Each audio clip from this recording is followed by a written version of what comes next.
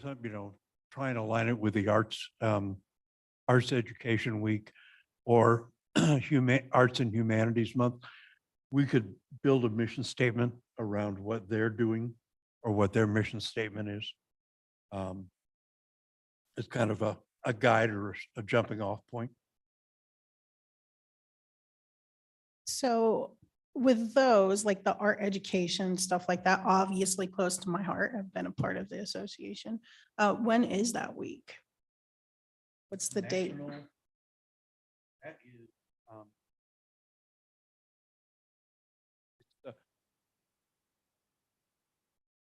well, National Arts and Humanities is the entire month of October. And then arts education, do they say here?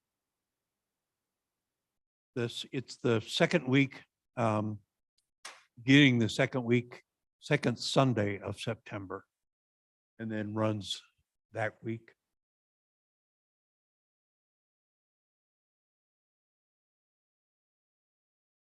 So in previous years, Art Week was the week after Labor Day. It would start like that Wednesday after Labor Day. So I'm not sure why we decided to hold it later this year. Probably a number of reasons. What was the decision on that? We actually had a lot of feedback to move it away from Labor Day in the polls. Yeah, that makes sense. Well, those are all good ideas. Thank you, Patrick. I think certainly things that we'll discuss as we start thinking about Arts Week for next year. Madam Chair. Yeah, Bobby. Just my feedback was similar to everyone's. I mean, I thought it was, I participated a little more this year than previous years. And so I got to see some firsthand, the work that got put into it and the turnout. And so, I feel like we covered a lot of bases. We covered the education part. I mean, everything revolves around marketing and how to get people there. I understand that, but in terms of what we're doing with that week, we're showcasing artists, giving artists opportunities to showcase art, whether through chalk art. The busker was new this year. I thought that was pretty neat. It's a different type of art. People have different talents, and we offer that to the community. Community engagement. I think we, just the whole art week, the art community party, and it, on Saturday was, it felt very fun, and people were having a good time. I thought that was a good one. And entertainment, maybe, with the concerts on Broadway was the kind of the finale. So I don't know if it's, a week long planning for this. There's just a lot going on in terms of like scheduling and getting, if I'm going to go and attend something, I'm going to put it on my calendar and I'm going to look at that week and what attracts me. And I don't know if it's the timing of some events, like the classes, if that was an issue. Our panel was at around noon time, and we did get a lot of folks come by, but I think overall, I say we're going in the right direction, and I was really impressed on just how we were able to pull this kind of stuff, pull this kind of art week together, and say good job everybody that helped. Absolutely. Thanks, Bobby. I also felt like Art Week attracted different groups of people. So the people that were at the chalk art competition were very different than the concerts on Broadway, because the people that were part of the chalk art competition, they wanted to be more a part doing it, where the concerts on Broadway, they remind me more of the patrons. They want to be they're listening to the music. That's more their thing. They may not want to participate because they don't think they're artists, but they still can be a part, and that's more to what they're doing. And then the people that were taking classes, they weren't at either of those events. Yeah, so I feel like it really drew in a variety of different groups of people and different families to each of the things that were put on. Insight. I think Bobby, you raised a good point about there being different kinds of things, and Crystal, you did too with the different groups. You know, we've got celebrating the people who are doing the art, as well as the education piece with the classes. You know, we want to think about doing more classes year round? You know, who's the audience for Art Week? Is it families? Is it the artists themselves? Is it, you know, there's a lot of different audiences, and that's not a bad thing. We can have something for everyone at Art Week, but you know, I think Cassie, what you're kind of looking for is like, do we want to have more focus with Art Week in terms of the things that we offer? I think to that point,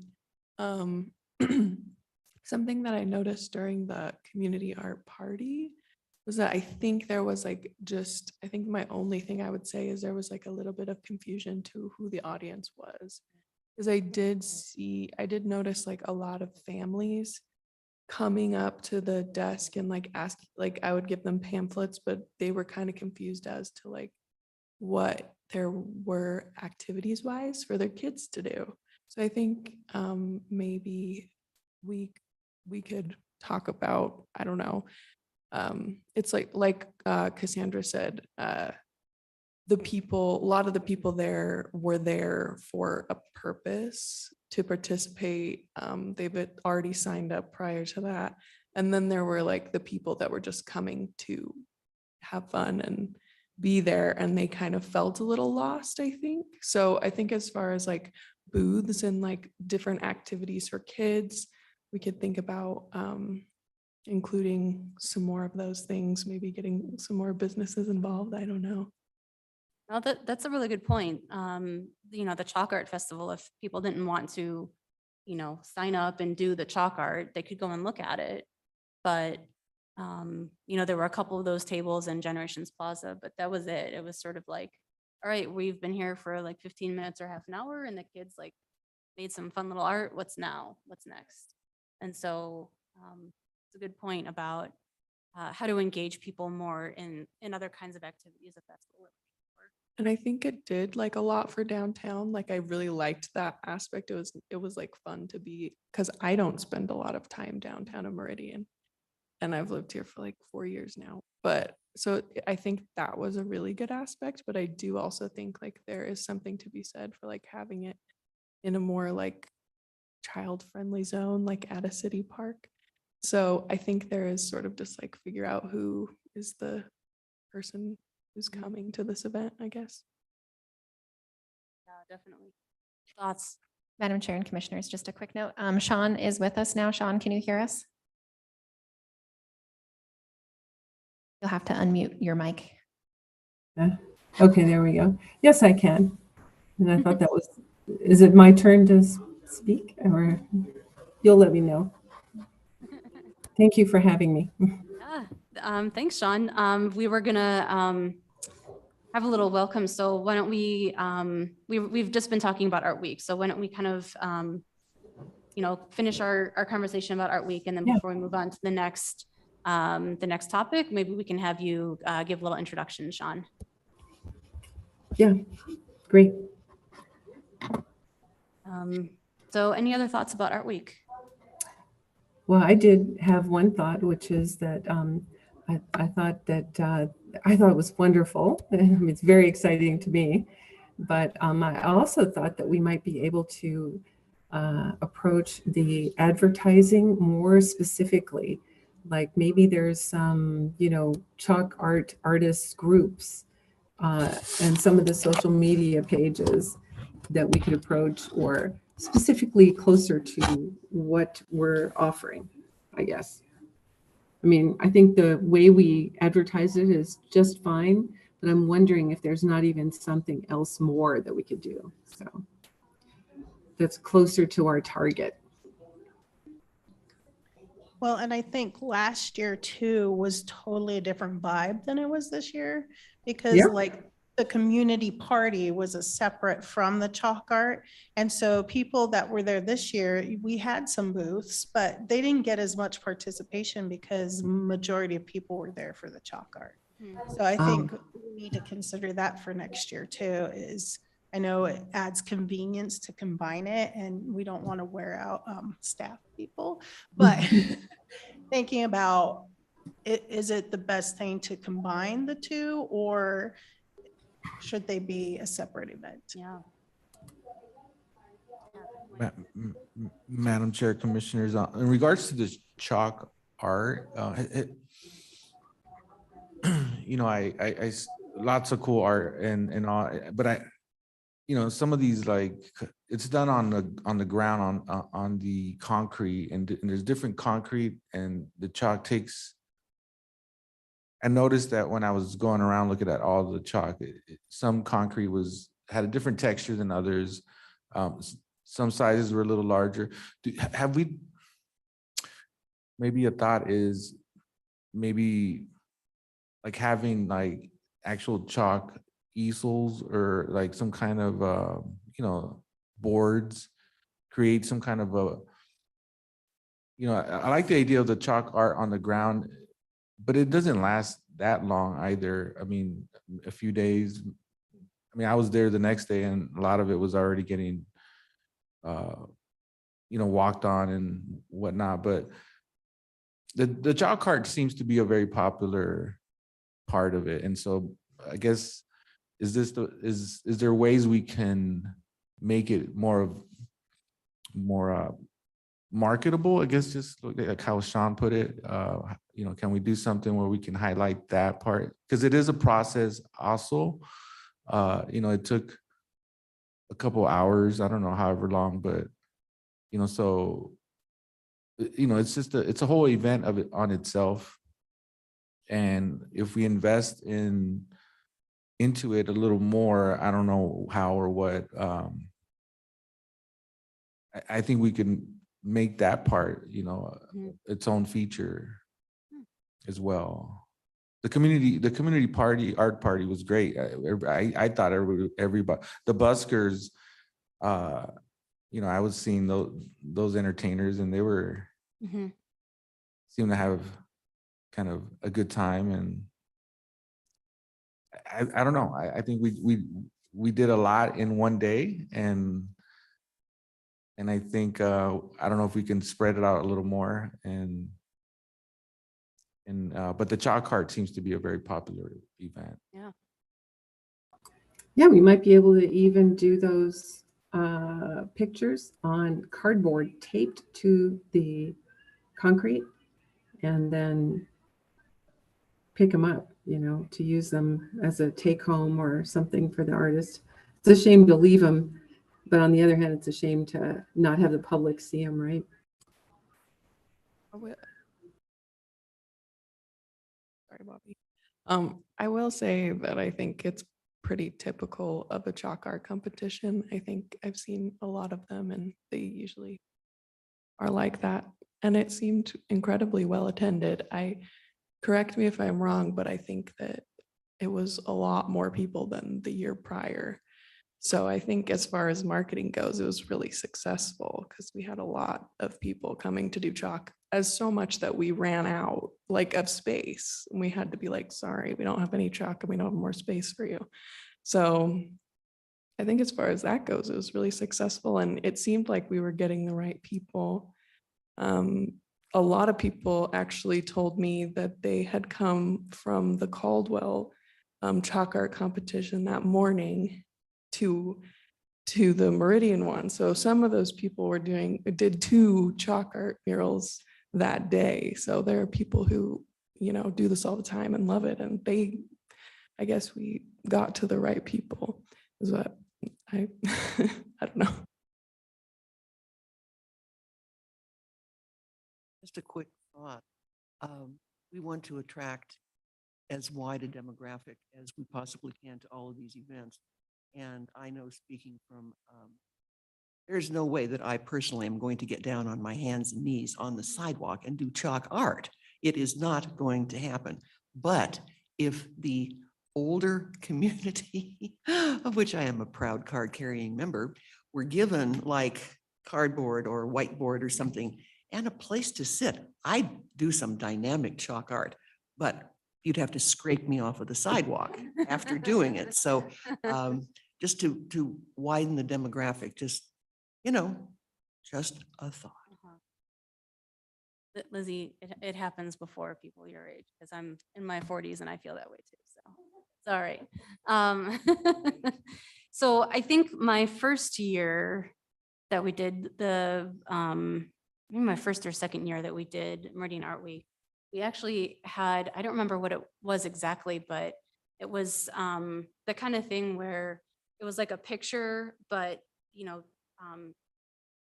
like the multiple panels made the picture and each person could paint a part of the picture in the panel. And so you've got sort of a community created picture in whatever style everyone wants to do their own art in, and it makes a whole picture in itself, and it's sort of bigger scale. So, that's one way to engage people who want to create. Maybe they don't want to get down on the ground and work with chalk, or, it's not just like painting a rock. If they want to do something a little bit more like painting rocks is really fun. It's just a different way of engaging the community. So, and we want to think about that for next year as well. One thing Bobby's statement about, doing and the talk about cardboard or whiteboards of everybody doing made me wonder, Cassie's going to hate me for this, is whether or not, if we do that event and they're doing it on cardboard or whiteboard, whether or not we could then follow that up with an exhibition at the gallery and coordinate that. I know you've got next year is already scheduled, but going forward, so that people who didn't attend or weren't around could then come to the gallery and see an exhibit of the art that was created by locals. And if that, I don't know if that draws any more attention or gets any more press, or if there's something then we could build around that. As to, cap Art Week or further advertise it and promote it. Yeah, that would be fun. It's, even if we don't have a full gallery, if we wanted to plan, fill part of the gallery, like 3/4 of it, and then maybe have like the winners would show their work there in the gallery. I think it's a great idea too. Most people in our world never see themselves as being in a gallery exhibit. So I think that's a really exciting idea. Yeah. Great idea. Outside the box. I like it. One thing to think about is that the gallery is only open typically during business hours, and a lot of people tend to go outside of business hours. At least they can see what's left of the chalk art. And it's really hard for them, if they want to see what happened, it's hard for them to go during business hours. It does seem a little bit like a lot of a project as far as like logistics go, like framing and I don't know if you mean to like draw on like cardboard or whatever with chalk, but I don't know that would work. As a pastel artist, it's like glorified chalk, but I don't know if that would work or stick to that surface. So I don't know if I just feel like logistically maybe a little bit complex. Yeah, good point. But we could kind of, if this is something that we wanted to follow through on, we could sort of figure out how it would work and what the logistics would be and what that would look like. So. All right. Good ideas, everyone. Any last thoughts? Okay. All right. So before we move on to item number 5, Sean, why don't we have you give us a little bit of introduction, who you are, what you do, why you were interested in joining the commission? Yeah, Madam Chair and Commissioners, Sean, if you're able to turn on your video, we would love to see you when you talk. I'm trying to, Let's try to do that. Hopefully you can see me. I'm standing in the hall of a nursing home, so how's that? Yep, we gotcha. You got me? Okay. Yeah, there's flowers all around me and white lights behind my head, so hopefully I'll look like an angel.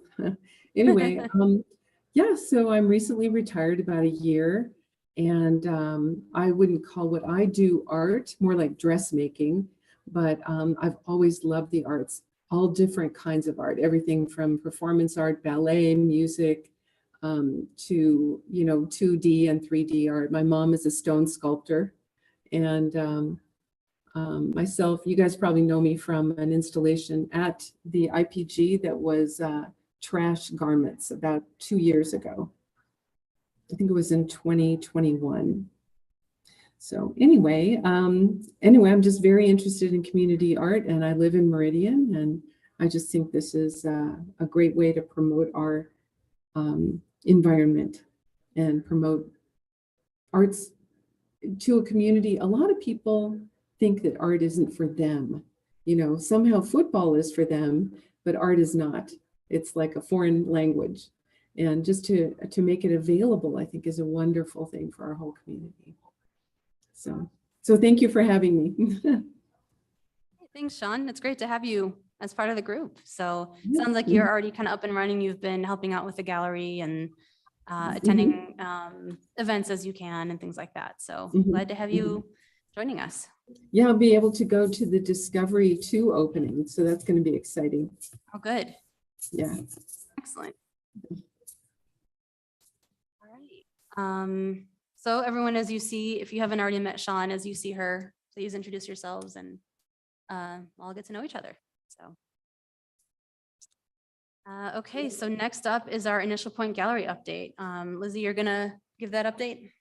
I am indeed. Great. First of all, I would like to welcome Sean to the Arts Commission, and I do have the distinct pleasure of being able to, as the subcommittee chair, to appoint somebody to this subcommittee. So Sean, consider yourself appointed to the Initial Point Gallery Subcommittee.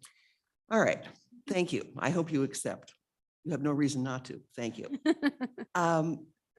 This has been a challenging summer, and I completely, with due deference to Brecken in particular, I completely forgot about an Initial Point Gallery Subcommittee meeting that was scheduled for, I can't even remember the date, but I blew it. Okay, the next meeting will be the 17th of November. We'll get back to our Initial Point Gallery schedule, which is the third Friday of every month at 3. That's this next one will be the Friday before Thanksgiving, so it'll be a really, really brief meeting. Okay. So put that on your calendars if you would.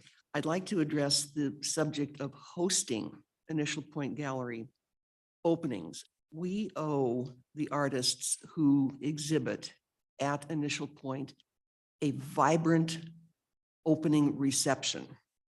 Whoever hosts, in my opinion, should do certain very specific things, which I will review here very briefly. Number one, make sure that you introduce yourself as a member of the Meridian Arts Commission to each artist. Make yourself known, wear your badge or your lanyard, however you want to do it, but get out there. You are representing the Arts Commission at Initial Point Gallery. So meet the artists.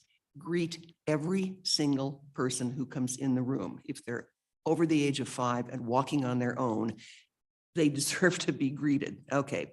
And ask them, not prodding, but hey, what happened? What happened to, how did you happen to find out about this? Or what brings you here tonight? Oh, you're the grandmother of the, well, congratulations. Make conversation. Okay. Very, very important. And make sure the artists meet each other. It's just not that difficult, people. I fall a little bit short when I host them myself, but I try my best. Okay. The past exhibit was called People and Places. It was Heather Hainsworth, Joanne Leone, Shelley Johnson, Bonnie Peacher, River Robinson, and the host was Bobby. Bobby, do you off the top of your head remember how many people approximately were there? 30, almost 40. Good. Thank you very, very much. we need, whoever's hosting needs to do the little clicker. I mean, when I click, I might add an extra one every now and again, but we try to keep it as accurate as possible. Okay, well, I have my reasons. The current exhibit is called Heaven on Earth, Suzanne de Soleil, Leslie J. Bosch, and Lisa Flowers Ross, excuse me. I hosted that event. We had 40 people, and that is very, very accurate. The next exhibit is the Encaustic Group Show, which is Bonnie Zahn Griffith, who used to be chair of the Meridian Arts Commission, Kathy Holzer, Missy Corey, Lori Boer, and Tricia Harding. The opening is on the 7th of November. The host is Patrick O'Leary. And if anybody else, this is a very dynamic group. I know all of these artists, and we owe these people vim, vigor, and vitality. Believe me, especially Bonnie, because Bonnie has been such a fixture in the Meridian arts community for years. So we have to give her not just Bonnie, but the whole group, and it's going to be a beautiful show. So if anybody would like to co-host with Patrick, that would be great, but this is particularly important because of Bonnie. So, okay, finally, the recap. Next meeting, November 17th, third Friday at 3 p.m. I will get in touch with the members of the Initial Point Gallery Subcommittee to ask for agenda items, which I will then submit to Cassandra so we can have something to talk about, although it's not going to be a particularly long meeting because I said so. Thank you. All right, thank you, Lizzie. Any questions about Initial Point Gallery? Madam Chair and Commissioners, I did just want to point out, I don't know if anyone saw it, but it was in the Idaho Press paper this weekend. We had an excellent article. It was on the front page above the fold. So a reporter talked to each of the artists and myself, and it's a long article. So it's available online if you look it up. So worth a read. That was great press. Yeah, awesome. Yeah, it was very exciting to see. Thanks for bringing that up, Cassie. So check it out. Share it with your friends. Share it on social media. That one got covered heavily in my family because my husband ended up as a viewer in one of the shots. Oh, nice. So everybody in our family was on that one. So. Oh, very cool.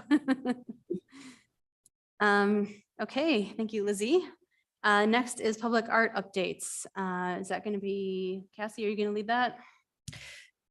Yes, so I have a few updates on public art. There's the Discovery Park Phase 2 opening, which you have all heard about through email, and also the city just announced that through their newsletter. So this is the opening of the park. Not every single thing in the park is complete. There's still some landscaping and a few things, but if they don't open it now, it's not going to happen until next spring.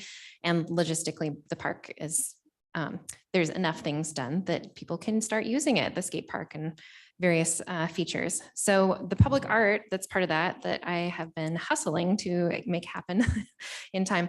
We have 2 out of the 3 projects that are complete and in place, although some of the concrete stuff is not finished pouring around the softball field area one, but that sculpture is done. It looks great. The benches are installed, although I don't think they've taken the shrink wrap off of the outside of them, but those are installed. So really excited to have 2 pairs of the public art benches. There's the 2 that are hawks and the 2 that are fish. They did get placed in different locations than were initially discussed at the bike park because the area was asphalt. And so it's hard to install the footing on the asphalt rather than concrete. So there's a pair of them that are kind of like in the waiting area as you enter into the skate park area, which makes a lot of sense for people waiting. And then there are 2 more, the Red Hawk benches that are over in like a basketball court area. Next up, transit shelter wraps. So good news, Valley Regional Transit did get that signed and it's been executed by council. So we do have an agreement with that. And some extra good news, I presented to the Meridian Development Corporation yesterday to request funding for those projects. So actually they are going to fund those projects. Yeah, because we originally had that coming out of the MAPS funds, but they're going to sponsor those. And also with that, I should have mentioned during Concerts on Broadway, they are continuing to sponsor Concerts on Broadway with the $10,000 sponsorship as they've done in previous years. So that was a good meeting. And traffic boxes, the youth traffic boxes have all been installed. And the traffic boxes, we kind of split it up last year for budget. Half of them sort of got cleaned last year, and then the other half got cleaned this year. So I got a maintenance, or not a maintenance report, but like a condition report on those. Most of them are still in good shape. They definitely deter graffiti in comparison to boxes that are not wrapped. That's some interesting feedback that I got back from the person who does the cleaning. He removed some stickers. There's always a few things like that, but overall, mostly in good condition. None that were in need of immediate rewrap attention. There's a few that have lost their plaques, so that's something to work on. But and then the Public Art Committee can start looking at next year, what to do for the boxes next year. And other public art update. So just, I think some of you know, but I went to a conference on public art last week in San Jose. It was the CODA Works conference. CODA stands for Collaboration of Design and Art. So I got to go on their public art walking tour, which I'll show you some of the pieces from that in our inclusivity highlight, and heard from a lot of presenters. Some were artists, some were fabricators, engineers, got to see a lot of amazing projects, and a lot that involved different use of technology and some like projection mapping on top of murals, which was pretty interesting. Most of the projects are higher budgets than we have, but a lot of really cool projects. So ask me about that if you're curious, and I'm happy to show you a couple of the pieces that I got to see while I was down there. And I think that's it. Does anyone have any questions about other public art updates or any of the things I talked about?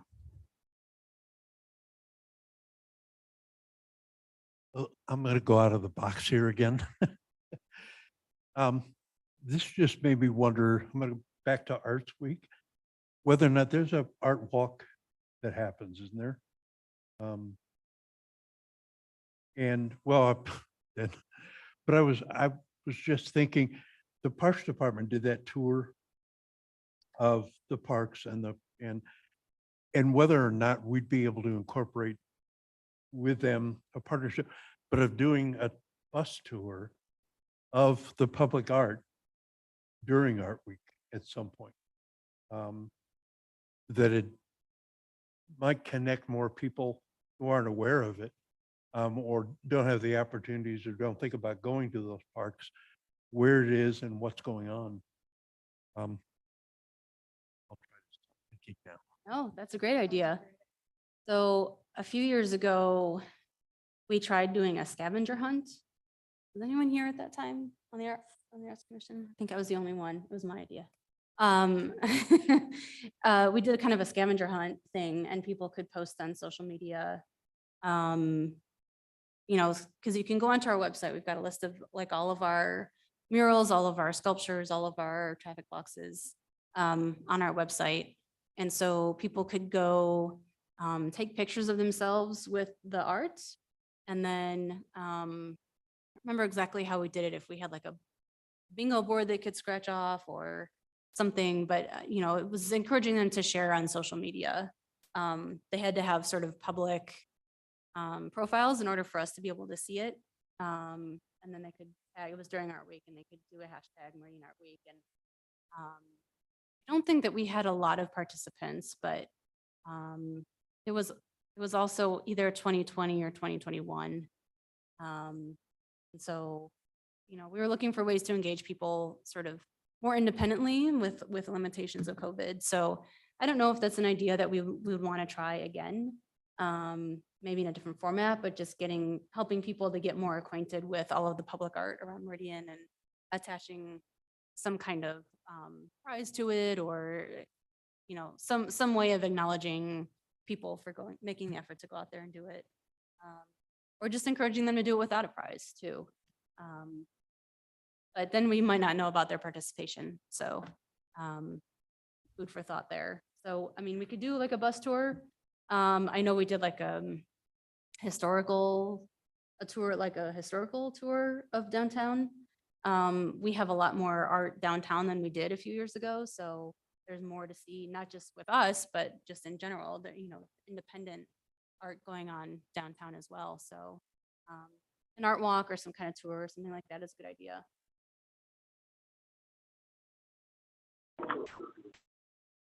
Madam Chair and Commissioners, on that line, I don't know if all of you have seen the interactive public art map that has been updated recently. If you don't mind, I'll screen share that for a second, just to share that with you so you all know about it. Yeah.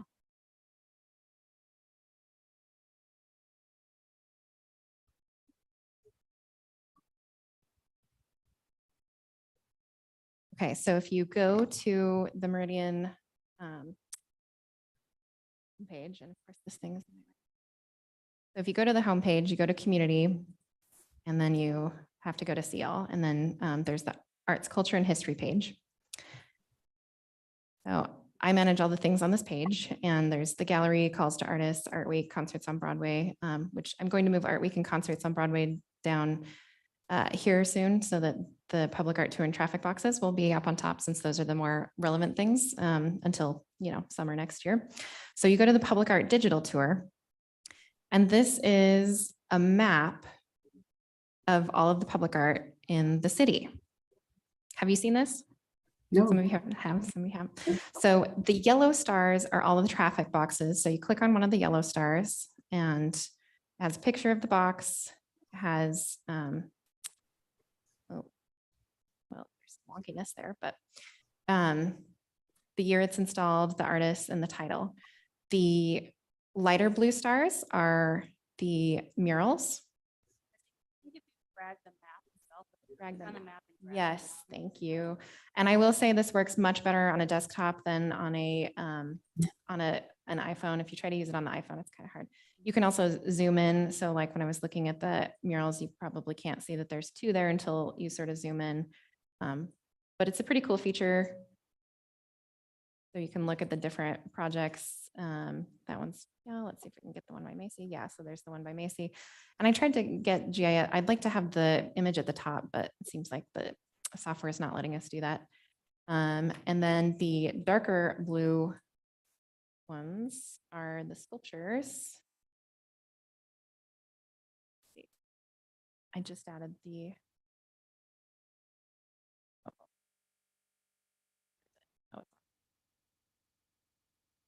just added our mosaic piece to that. So Maybe this we is a really can, cool way to check out the public art projects. You should send people there if they're interested and want to see some of the pieces. And kind of, it's also really cool to just see kind of like the spread, like there's a lot of pieces. maybe we can put that out on, you know, our social media also, just each of us or whatever. It's kind of like a Bosco tour, except, you know, you don't have to go inside somebody's studio, just look at it from the outside. Madam Cool. Chair, this is Emily. Can you hear me? Yes, we can hear you. Okay. I'm going to interrupt and direct everyone back to the conference update. That was a good comparison to what Cassandra saw and what we have, but I think we need to stick with the agenda. Right. Yes. Thank you, Emily. All right.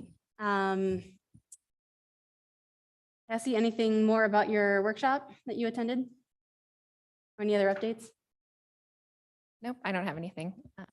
Okay. Oh, I guess with the 2 of 3 projects that were installed at Discovery Park. So the third one, it's a fabrication timeline sort of thing. It was just no way he was going to get it done.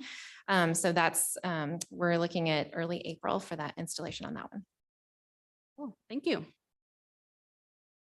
Okay. Next new business item is review and discuss. So Sean, I don't know if you've had a chance to look at our strategic plan. This is something that we developed for covering fiscal years 2020 through 2025. So we are just starting FY24 right now. And all year we have been at each meeting, we go through one section of our strategic plan and just assess, you know, where we are, how we've been doing with the items outlined in our strategic plan, identifying which activities are things that we want to continue doing or that we want to start doing, and which ones, you know, we were thinking ambitiously about when we developed the plan and recognize now that maybe it's not quite the right fit for what we do and our mission. So this month, we are looking at section 7, which is arts access. And the goal for that is to support experiences in the arts for everyone, regardless of age, race, ability, or other protected class. So we have 3 different objectives here. Objective A is to broaden experiences and showcase all facets of arts from diverse cultural backgrounds. So strategy number 1 under that objective is to develop partnerships with local and regional cultural arts organizations and artists. And the first action item for that is to identify local and regional cultural organizations. So I think we kind of do this offhand, but we don't have sort of a list of these things.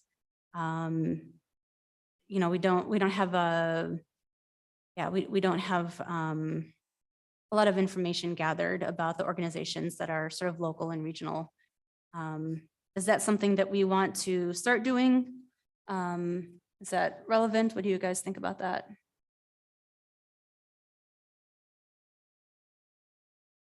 And I think that sort of plays into the second action item, which is what we would do with that list of organizations, which is that MAC representatives would meet with cultural organizations to discuss partnership opportunities.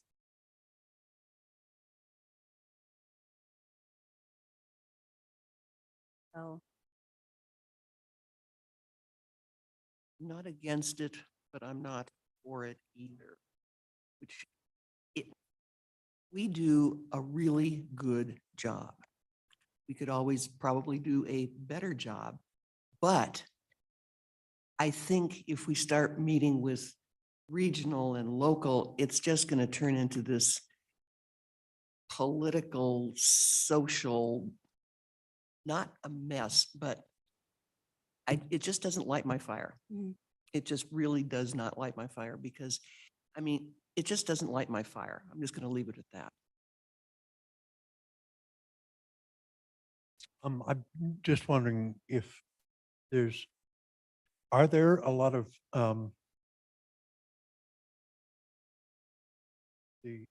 sorry, organizations in the Meridian area that would fall under that diverse cultural backgrounds?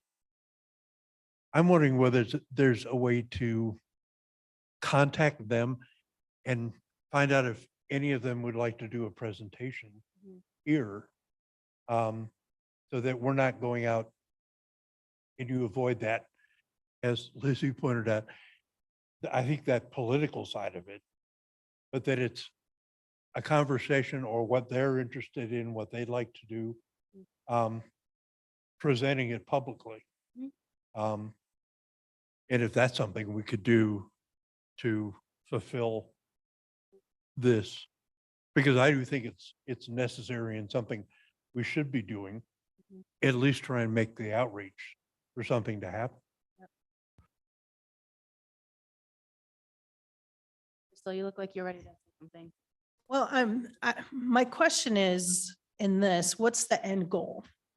You know, in doing this, because I think in some ways we already naturally do this, because like at the last concerts on Broadway, there was a cultural dance group that came. And so for me, my focus is, okay, we can do this, but what's the end result?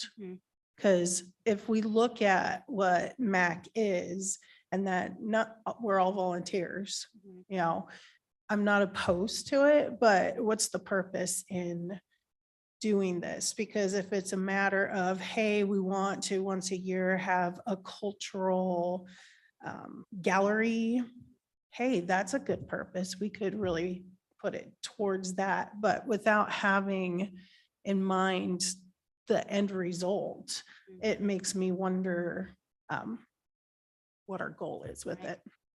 Yep. I think that's a really good point, Crystal. And I think maybe instead of having those be 2 separate bullet points, goals 1 and 2, maybe as a part of incorporate cultural arts into existing MAC programs, we make the first bullet point, like a big part of that, like, if that makes sense, like just keeping it a goal in all the events that we do to uphold cultural partnerships in those. Yeah, that's a great idea. So years ago, I don't remember if it must have been before COVID. The city tried to get together a group of people to establish kind of like a diversity group with the intention of engaging various cultural groups.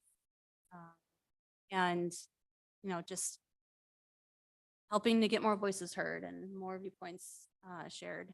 And I think the original intention was to have an event, which kind of fell through, and the group eventually fell apart for that same reason, that it was sort of hard to figure out what was the point, what were we trying to do. There also wasn't a lot of funding put behind it. And so, at the time, I recognized that, the Arts Commission was a great way to engage on that topic. And because it's sort of an obvious fit, right? So, Crystal, you're right that we do with concerts on Broadway, we bring folks in. For me, my thought is that the end point is, again, to make sure that we're sharing those voices and those viewpoints and celebrating those cultures in everything that we do. And so identifying more opportunities to engage with those cultural groups to make sure that when we have a call to artists, that they apply. If we want to have a specific kind of celebration, like, for specific months, if we want to have, a gallery that showcases artists from a specific, cultural background or something, that, that we do that. So, like you said, just making sure that we're incorporating that into everything that we do. Making those opportunities available, engaging folks to make sure they feel like they are part of the arts community as well. I like that idea, Brecken, of combining 1 and 2, because it really is kind of, we're not doing partnerships specifically, but again, incorporating those into our existing MAC programs. Patrick, to your point, inviting folks to come give a presentation and tell us what they're doing as a group, what they're up to, what kinds of events they have, letting us know. So maybe we can kind of do some cross posting on social media, helping to amplify their advertising, their events.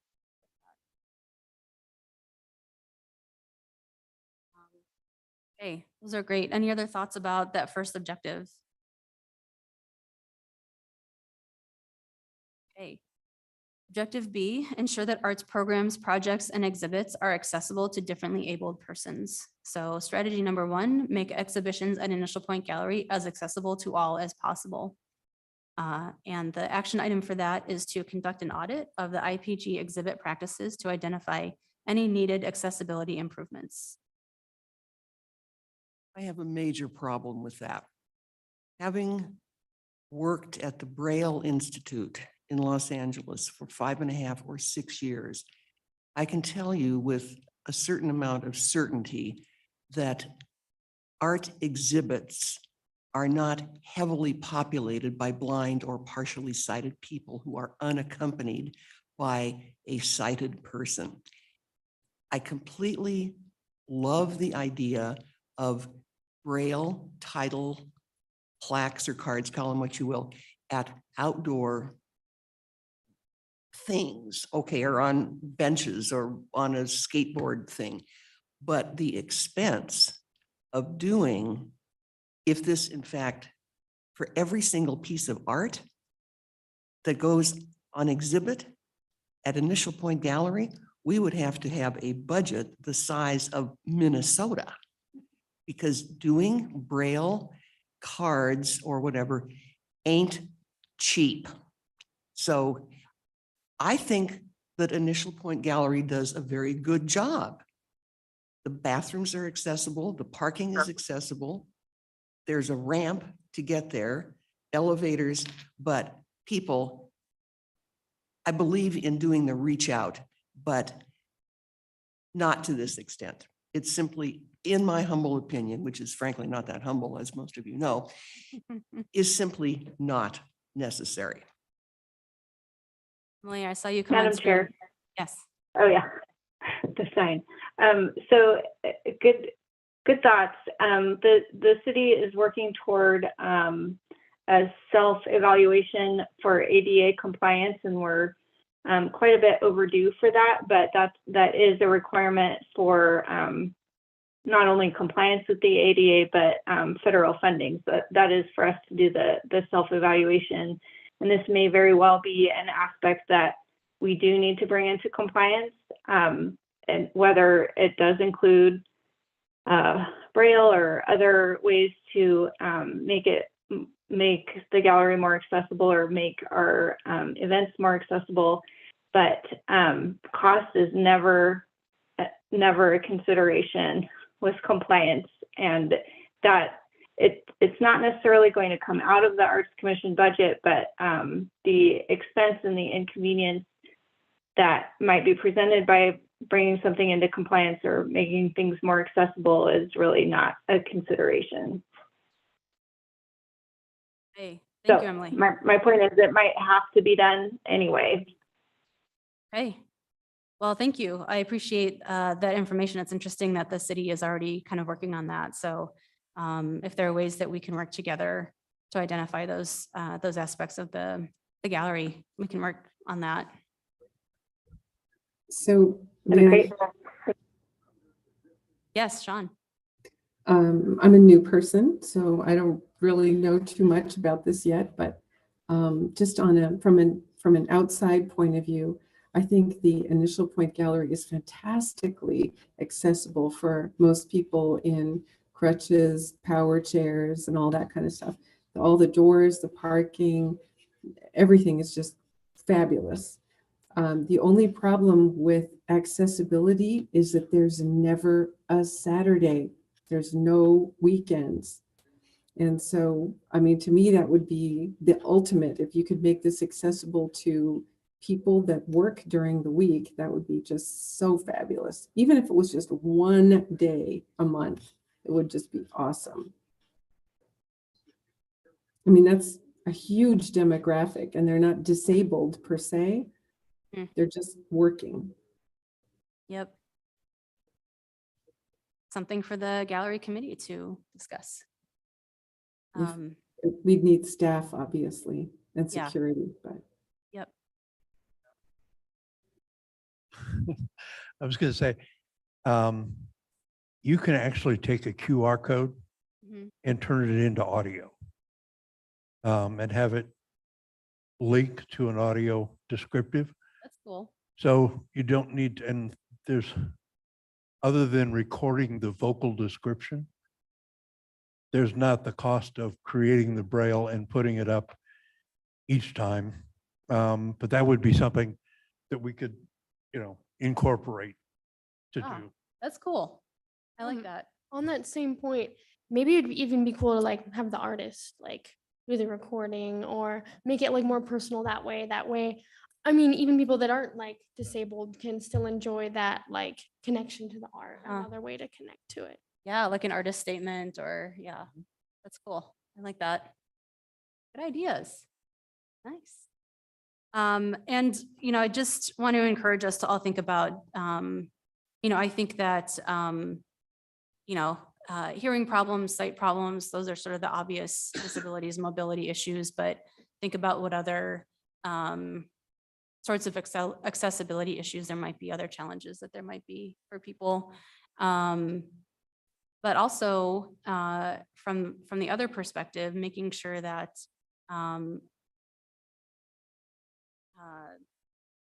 that if there are artists out there who are differently abled, that we are engaging them as well. How are we sharing their art with our community? So, okay, good discussion. There's a second strategy there, encourage access in calls to artists. So revise calls to artists to invite proposals from artists on how their work is or can be made accessible. So that might be, again, that QR code, again, encouraging art that maybe specifically is made for people who are differently abled or have different access needs, that kind of thing, in our calls to artists. So any other thoughts on that topic, objective B?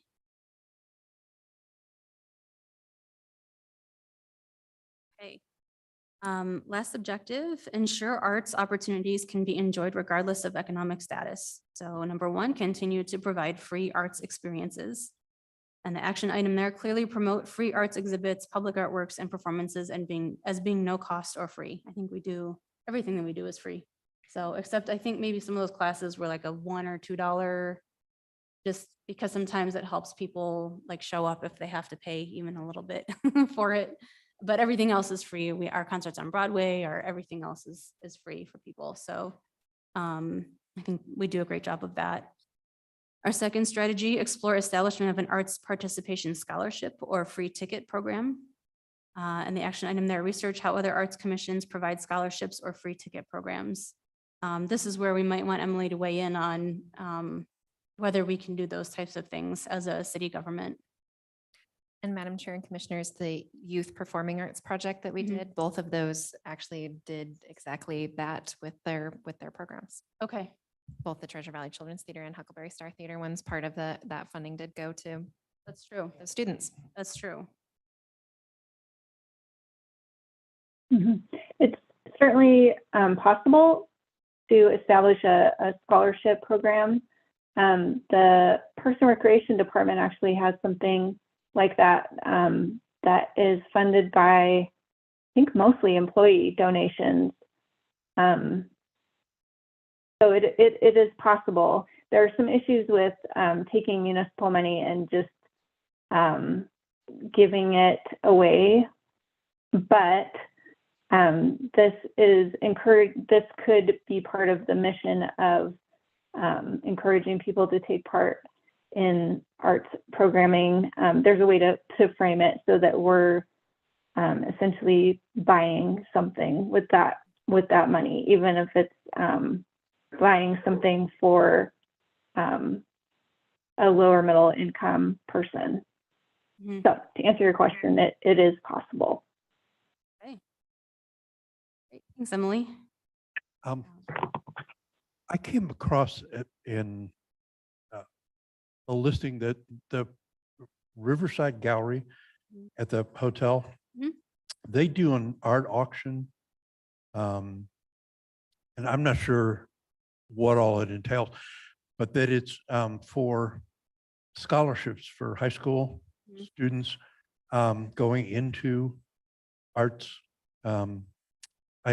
scholarships for college. Mhm. And I wondered whether with this, if that's something, I don't know how we coordinate it or do it, but something we could do here to create, to have an event Yeah. at some point. Is that like a fundraiser for an organization that gives scholarships? Well, whether it's for an organization that gives scholarships or whether as an arts commission, we'd be able to give Mhm. scholarships Mm. or have money to, give to, as you said, an organization that gives. Mhm. And I don't know of any, you guys might, of any organizations that are already established to do that. To give scholarships? Yeah.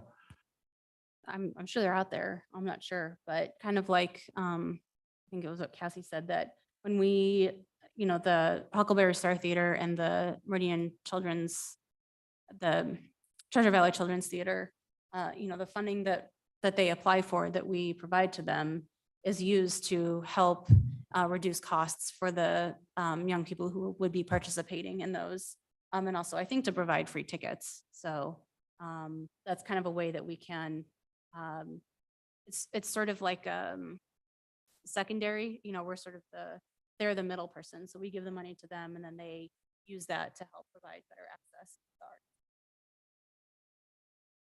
One organization, Madam Chair and Commissioners, excuse me, one organization that does do that, to what extent I do not know, is the Boise Weekly, because every year they have the Boise cover art auction.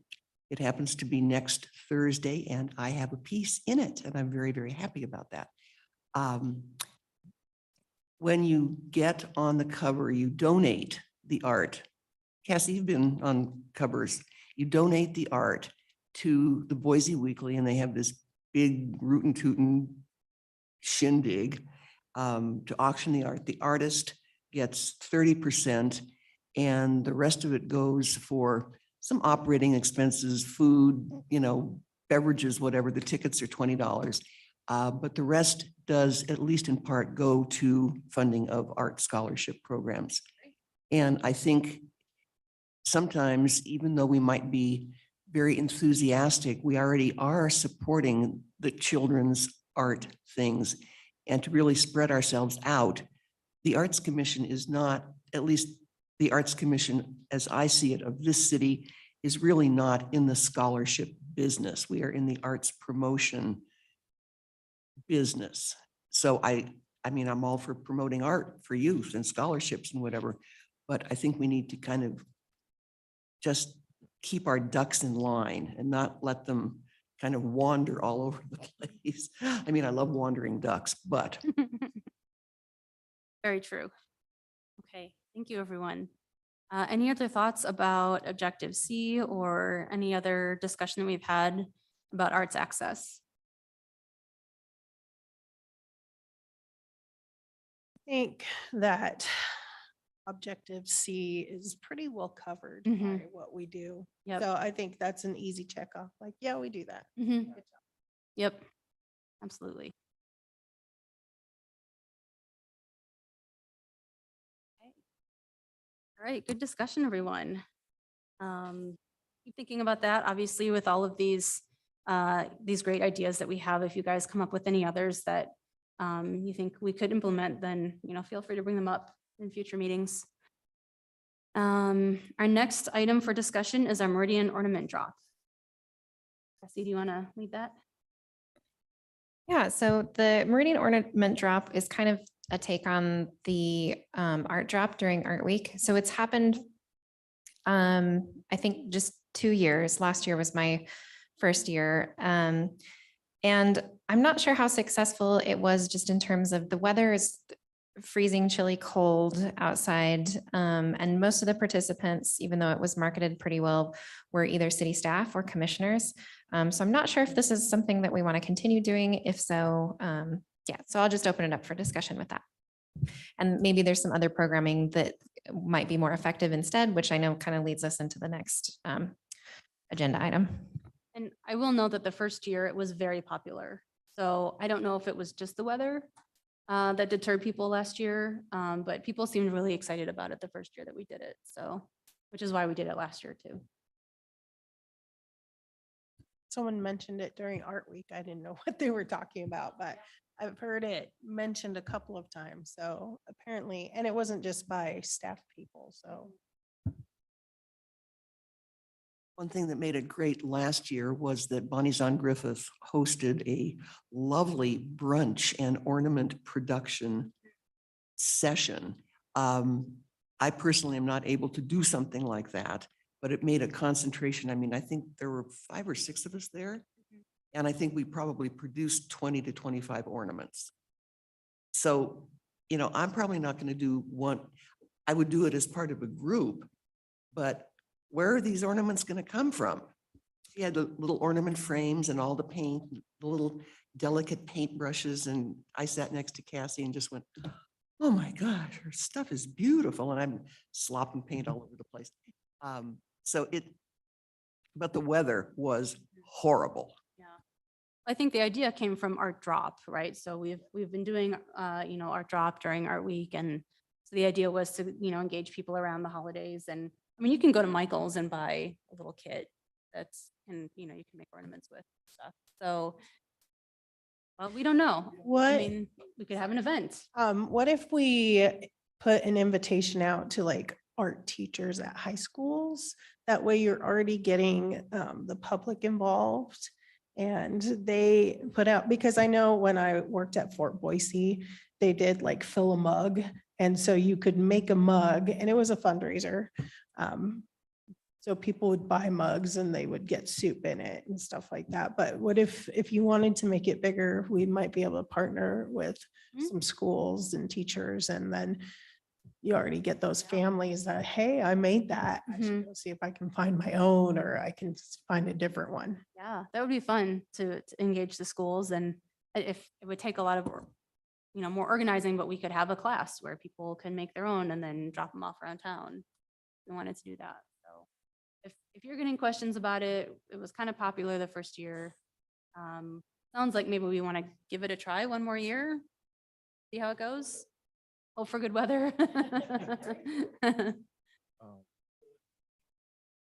Yeah, Come on. yeah. This wasn't just cold. This was bitter. It was a yucky I mean, day. it was sleet and schnutz and all, whatever. It was absolutely dreadful. Vasile's not here, obviously, and but I know the Unbound Library offers some really cool, like, digital printing.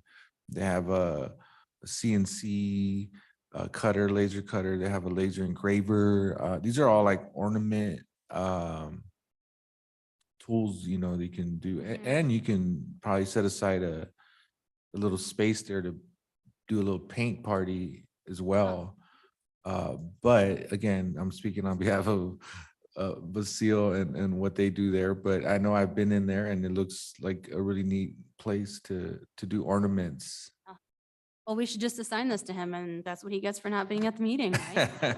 That's enough, all you guys, if you miss a meeting, then you get assigned a job. I'm kidding. No, I like that idea. I think that's great. Thank you, Bobby, for bringing that up.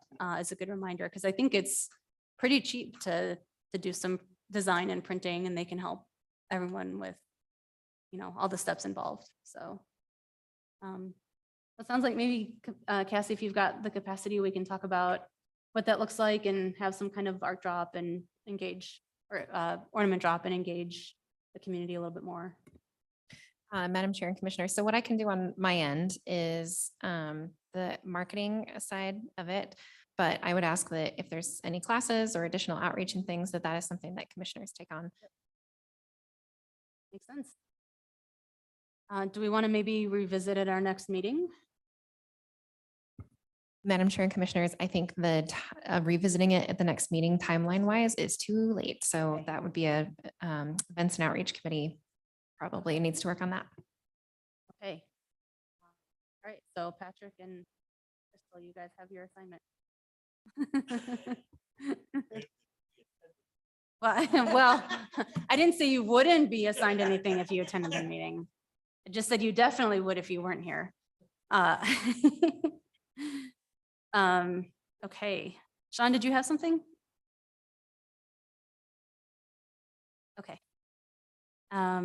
All right, so next item on the agenda, discuss ideas, possibilities, and interest in new future community programming and arts events. And this is Crystal's topic, so.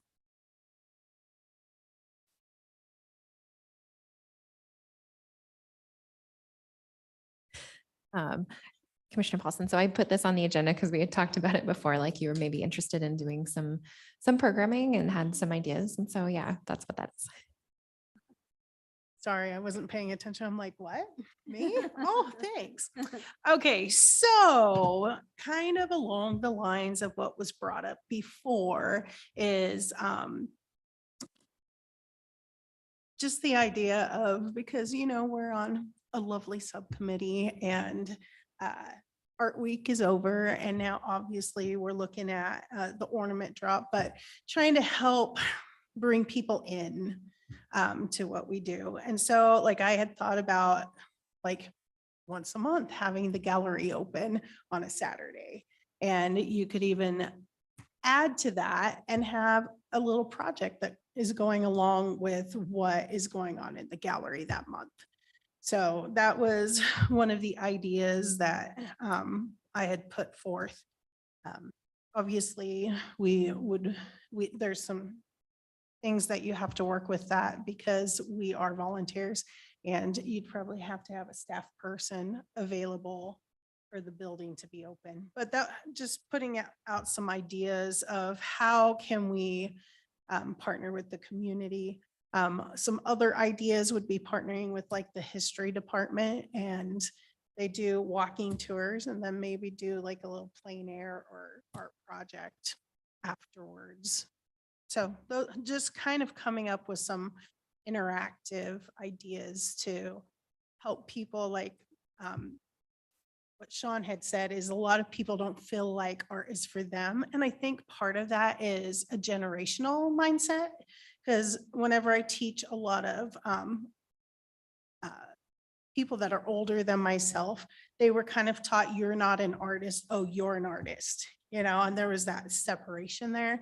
And so trying to make it easy for people to come and, oh, I'm bringing my grandchild, but hey, I can enjoy this too. Oh, yeah.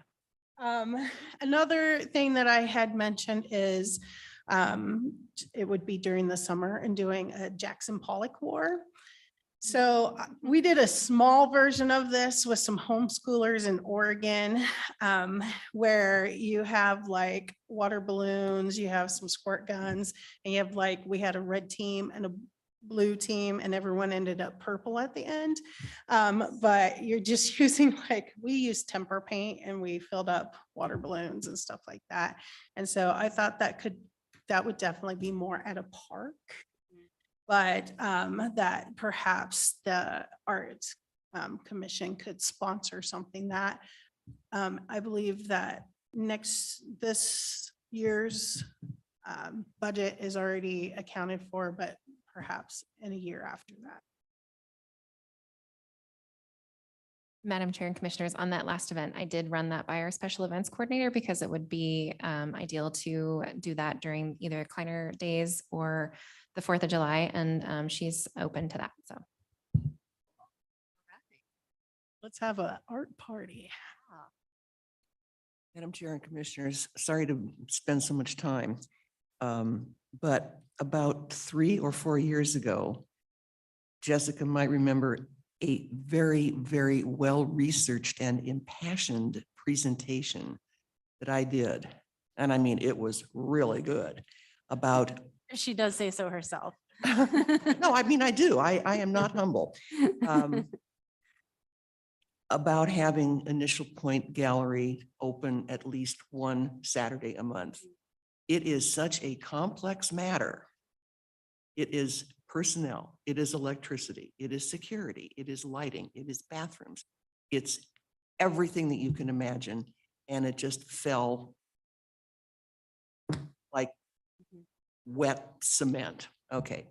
Then about 2 years ago, it was bandied about that maybe opening Initial Point Gallery on a Saturday during the summer to coordinate with the Meridian market. Well, that went absolutely nowhere. So while Initial Point Gallery is one of the grand passions of my life, I am not holding out my hopes for it, for it's happening. Not that we wouldn't do good things there, but the sheer difficulty of getting it open. And it's, I mean, it's everything. It's just everything. And it all boils down to expense. Now, if something could be loosened up, I would be more than happy to do a Saturday or whatever. I really love Initial Point Gallery, but don't just think, oh, it could be open on a Saturday, because it can't just be open on a Saturday. It's a big, big event.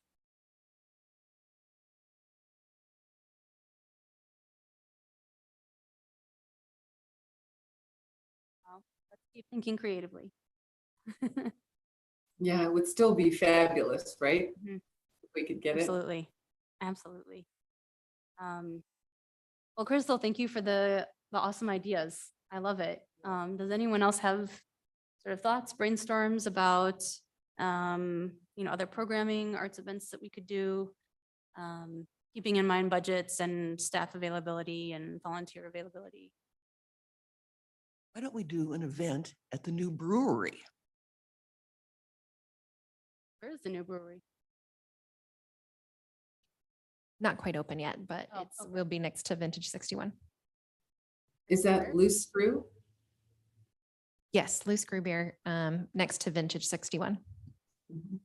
Where is that? Just south of the post office. Oh, okay. Oh, cool. Well, that'll be fun. All right, I'd like to open up the subcommittee for like events and outreach and see if anyone else would like to join our awesome subcommittee. Just saying. Mhm. Not only could you be a part of it, but you get to hang out with us. Who could say no to that?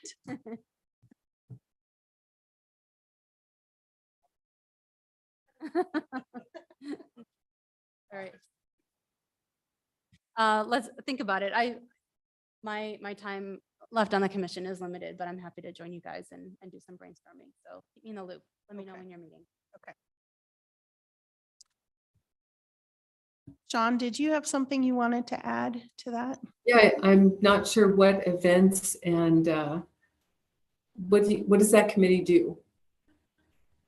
That is an excellent question. Currently, our main event is Art Week and partnering with them. But obviously now there is a lovely ornament drop that we are a part of, and potentially Jackson Pollock Wars. Just saying, just saying. So it's a committee that has been around and then it's kind of died and then it's come back. We'd like to bring it back to life and see what we can do to partner with our city.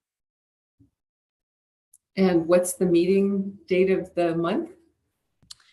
Typically, it's on Fridays, but I'm sure we are flexible to figure that out. We haven't put forth a date so far, but if there's a day that works best for you. No, that's fine. Yep.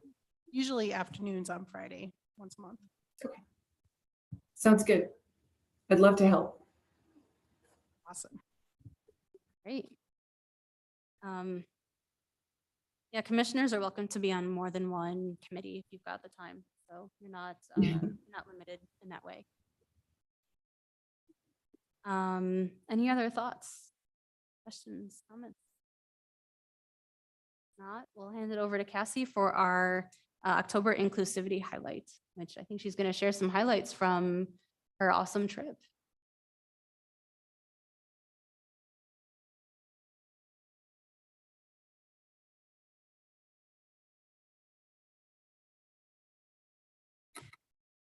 Madam Chair and Commissioners, I just have a few pieces from San Jose that were artworks that I thought were particularly inclusive in one way or another. So no one had quite signed up for the inclusivity highlight this month. And for our new commissioners, this is something that the commission does every month at the end. It's often focused around something that every month sort of has like national mental health awareness or, Black American Month or like various things. So sometimes it's tied into something with the calendar year, but it could be just something to increase awareness around diversity, equity, and inclusion sort of issues. So this one is to show some public art projects that I saw in San Jose. So the first one, which was an amazing piece, it includes the plaza that's there, that's part of it, was titled The Arch of Dignity, Equality, and Justice. And that artist is actually a pretty well-known artist. This is a little different than some of her other work. This was actually commissioned by the university. So the university raised a lot of funds. I'm always, one of the things when I was there is I was kept wondering, well, how much is this project? I was really interested in the budgetary side of things. I mean, this looks like a $500,000 project to me because of the fountain and the plaza and the mosaic and the arches and everything, but I don't know how much it was, but it's amazing that the university got enough money to do this project. And it was really beautiful. It commemorates Mexican-American labor leader and civil rights activist Cesar Chavez, and through the life and his work. And also as a background, San Jose has a very large population of Mexican-Americans. So there was probably more artwork there than we see in some places, which was great and a nice focus. The structure is based on Mayan Corabelled arch design and has Spanish and indigenous roots, and the mosaic tiles are really cool. And I'm hoping that this was my video that I took when I was there. I'm hoping that it'll work on there. The Okay, good. Okay. So you can sort of see the scale, and there's farm workers on either side on the pillars, and on the inside, that's Cesar Chavez. And then up there, it's a family. That's a lot of the donors that were on it. And then on the other side, it had, I guess I don't have a picture of that side, but there was a really great mosaic of Dolores Huerta, who was a co-founder of United Farm Workers, and also Mahatma Gandhi, because he was a major influence to Cesar Chavez. And I took this information directly from that website down there from some of their public art walking tour, if you're interested in more of the pieces than what I'm showing. Victory Salute is another one that was commissioned also by the university. This monument is depicts the symbolic action. This is a real event that happened. It was two African-American athletes who were San Jose University alumni. And during the medal ceremony for the 200-meter final in the Olympics, they performed the Black Power salute, raising their fists in silent protest.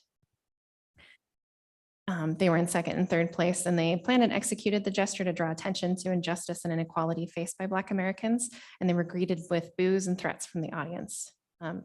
It's kind of interesting, in the second place spot on the podium, it's left empty to invite spectators to imagine themselves alongside the icons and to follow their example in pledging to take responsibility and action towards eradicating anti-Black racism and bias.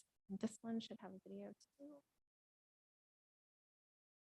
And these are mosaic pieces, kind of like larger tiles in them. And there were also a lot of little thoughtful pieces, like one of them was holding like an olive branch to represent peace. And then the colors on their uniforms are, I don't think they were their actual colors, but they were like red, white, and blue, American symbols. And this was a kind of amazing bas-relief sculpture by Ruth Asawa. She's also another really well-known artist. This was by their city that commissioned this, and it's outside of a federal building. So it's kind of interesting because it commemorates the Japanese and Japanese American residents in California during World War II. Idaho also had Japanese internment camps. And it really depicts it depicts the camp themselves, and it's interesting that it's outside the federal building. To me, that was interesting just because it was really a recognition of like, this is something that happened in our history.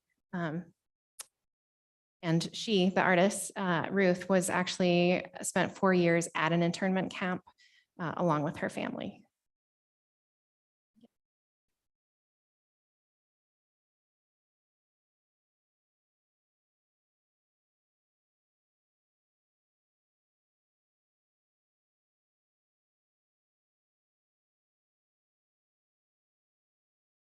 It's a large bronze piece. I also imagine that was probably like a $500,000 project.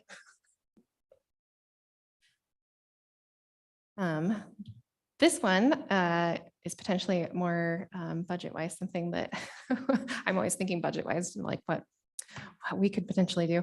So this was the 100 block, and it was commissioned by Local Color San Jose, which was, it's kind of a local nonprofit arts group. And there were 100 different murals by 100 different artists in San Jose. So the idea kind of coming together as a collective to represent various aspects of San Jose. And most of them also had like, muralists do this, you've got like the Instagram account, so you can contact the artist directly, which is kind of cool. But this was also really well planned and laid out, because you can kind of see the color, like black and white ones moving into sort of gradations of the rainbow. So I think that took probably a lot of planning and coordination. Each square is about 3 by 3 feet. So really cool opportunity for artists. And that's it. Very cool. Thanks, Cassie. Any questions? All right. So I think, are we set for inclusivity highlights for the rest of the year? We have folks for November and December. Yes, Madam Chair and Commissioners, Brecken is signed up for next week in November, and you are signed up for December. Oh, that's right. And we have some signed up for next year, but there are still several slots open for that. So I can send out the, I think maybe I sent it out in the last email, the sign up Google Doc sheet. Yeah. Thanks. Yeah, these are, we want to try to really have one every month, and it could be, any topic related to, inclusivity, diversity, equity. You can do a PowerPoint presentation, you can do an interpretive dance, you can do a show and tell. The format is not, there's no required format, there's no required length. It's just a way for us to raise awareness of, cultural issues and in the arts, and educate each other. So, Madam Chair and Commissioners, I think you made the point, the topic can be pretty much anything, but it has to somehow relate to art. Yeah. This is an arts commission. This is Mhm. not a political forum, so. right, yes, yeah. Thank you, Lizzie. Good point. Okay, so our next meeting is going to be November 9th. And with that, we will have a motion to adjourn. Madam Chair, I motion to adjourn. Second. Commissioner Byrd moves, Commissioner Taylor seconds. All in favor? Aye. Great discussions, everyone. And this was a little bit longer meeting, so thanks for hanging in there. I'll see you guys in November. Thank Thank you for you. having